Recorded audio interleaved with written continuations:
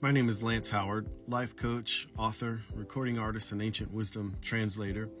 And this is part 2 of the video series titled, What is God? I'd suggest listening to part 1 for context. In my latest book, Bible Redefined and the Book of Yasharal, I write about how religion has kept us distracted and deluded with the question, who is God, rather than focusing on the question, what is God? My book and this series are for those who have the courage to wrestle with God, the idea, the notion, the concept, the beingness of God.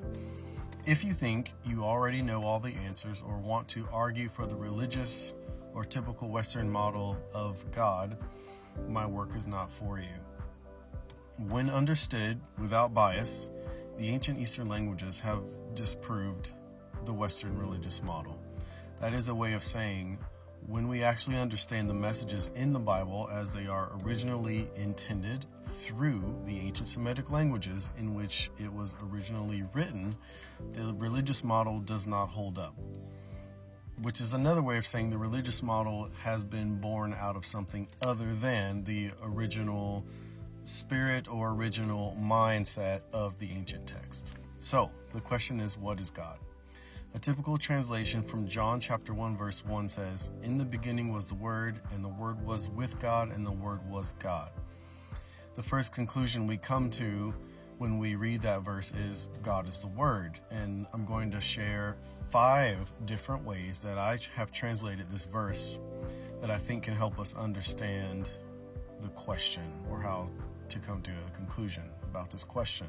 So I'll read my translation of John 1:1 from Bible Redefined. It says, "In the beginningness, the timeless, spaceless time-space, in the peaceful, yet expectant wait before movement begins, in the space where nothing but the intelligent awareness always is, always was, and always will be, the place from where it all blooms, a timeless season or point of pure potential, a pivotal axis of readiness and creativity where everything begins, a purposeful journey of ease and difficulty, the point from which all motion began, a sacred, extravagantly creative moment outside of time, when and where the sacred one, the being of beings, self of selves, the diverse singularity, held space, time, and energy."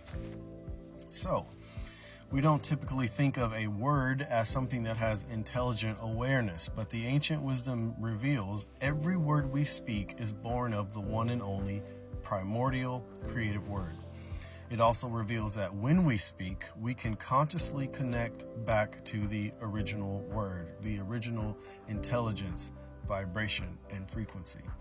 All of this data is extracted from the ancient words, and that fact reveals that the words in the Bible are more than one-dimensional and reveal things beyond 3 dimensions, which is to say, anything that is revealed about the beingness that we have so nonchalantly referred to as God also reveals something about us, our nature, our complexity, our diversity, our depth, and our connection.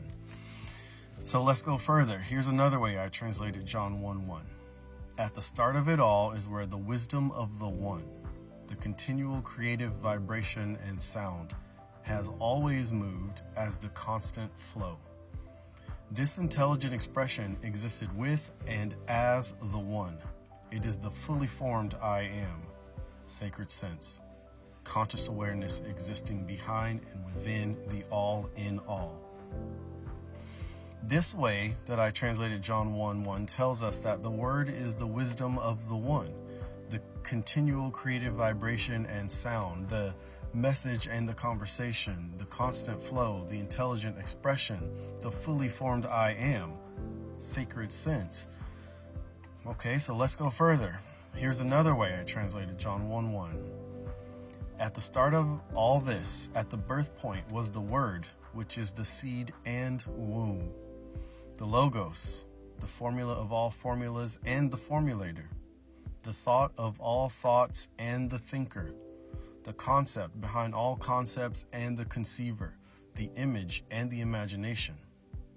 The Logos, the program of all programs and the programmer, the functional organization and reason for everything, the one true song and all its elements, the logos, the sacred message and the messenger, the code and the coder, the law of life and the life law giver, the logos, the narrative behind all narratives and the narrator, the complete projection and projector of life, the equation and the algorithm, the pattern and the fabricator, the language and the linguist, the archetype and the blueprint, the story, the meaning and the purpose, the logos, the true decision and the decision maker, the sacred breath, wind, life, energy, aware, presence, the great I exist.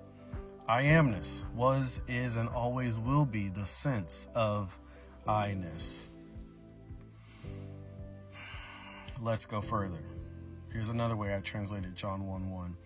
In the beginningness, the birth point and assumed start of it all, the time and space before time and space begins, in the peaceful yet expectant wait before movement begins, in the space where nothing but the Word, pure conscious awareness, always is, always was, and always will be. It all blooms from there, the stillness, a timeless season or point of pure potential. From this pivotal axis of readiness and creativity, every I begins a purposeful journey. All motion began there at that magical, sacred, extravagantly creative moment. The sacred I am, pure conscious awareness was there before and as it all.